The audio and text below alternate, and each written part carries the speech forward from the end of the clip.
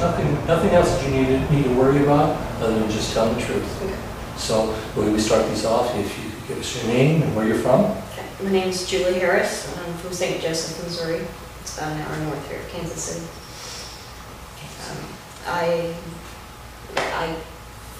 All my doctors are down here in Kansas City, so I'm in Kansas City on a regular basis. Oh, you have to commute back and forth. Yeah, I have a rare neurological disorder, and there's no doctors up in St. Joe that even treat the condition. What's it called?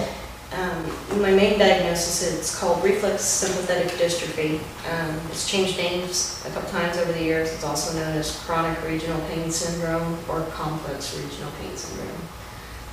It affects the sympathetic nervous system, the peripheral nervous system, autoimmune problems, and I was diagnosed back in 1993. I have a long list of complications because of the disease. I have nerve compressions that have reoccurred, actually up for another set of surgeries for the third time over 17 years. I have nerve compressions in both hands, both elbows, in the neck, in the back. Finding it in the hip. What does that do? The nerve compressions can affect you in a lot of different ways. A lot of that is sensory. It's very painful, especially if you put your arm out in the wrong direction or you sleep wrong or something. You'll get sharp pain that'll go shooting from wherever the pain is, from whichever compression I'm aggravating. I noticed when we shook hands, you said be gentle.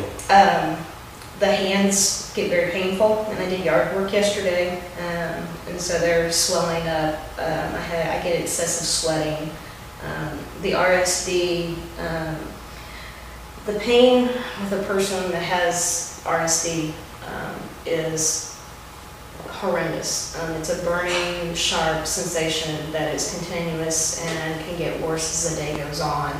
And even the simplest, if it's really fired up, just moving your finger across your arm can hurt. Like somebody's took a knife and took it down your arm and be very painful. When this all started, I only had it in my right hand, and I now have a full body. I have brain lesions scattered throughout my midbrain and temporal lobes, and the doctors now think that is a result of the disease. So essentially I have brain damage. The MRI results say that my brain is aging faster than I am due to the disease itself. And then aside from the disease, the nerve compressions keep coming back and they have to keep doing surgeries, and each time they do the surgeries it fires the nerve disease back up, because that's a trauma to the area. So the messages going to and from the brain are fried. The brain doesn't understand the message that the body's sending. And so I'm in a constant state of pain. Some days it can be just one area, whether it be the arms or the legs, or since it is whole body, it can be whole body. My back is killing me right now. My muscles are basically like rocks. I have muscle spasms that go on for days at a time, literally. One of the big things, like today, I had to wear long pants because if I go from a hot to cold into an air conditioning room, it's like shooting pains, just that cold air from the hot to the cold. That change is horribly painful. What kind of pharmaceuticals do you use to treat this? They've got me on heavy dose pain medication. I take morphine and Percocet. I'm also on an antidepressant. They have me on very heavy dose of muscle relaxers, and I take Valium as an anti-anxiety drug. Anxiety and I didn't really have problems with anxiety until things really got worse about 3 years ago. And that's kind of when it went full body, when they found the lesions. It's been 3 to 5 years now. And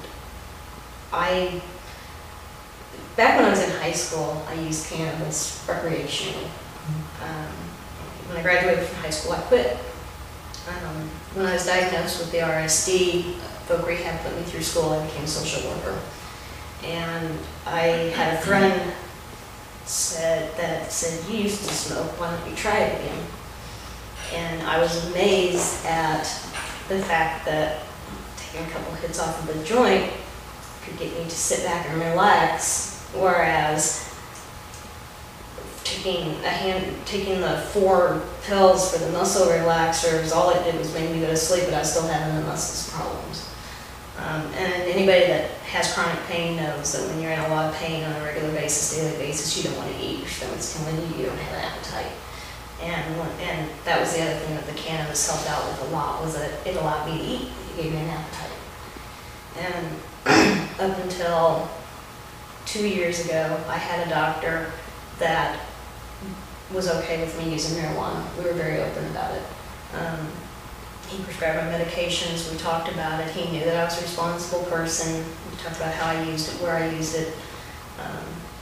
As far as my pain medications and the pharmaceuticals that I have to take, I'm very detailed. I take it as prescribed, I don't take more than what I'm supposed to. And then I had to change doctors because of insurance, and the doctor that I have now refuses to prescribe my medications if I have marijuana in my system, and he tests me on a regular basis. And I was actually, I quit when I started seeing him, because of course he made me, and I went back to his office 30 days later to get my medications, and I had a trace, and I mean a trace, it barely came up, but a trace amount of cannabis in my system. He refused to give me my medications. I had to wait another 10 days. I had to go through severe withdrawals from all of my medications. You mean to tell me someone who has sworn an oath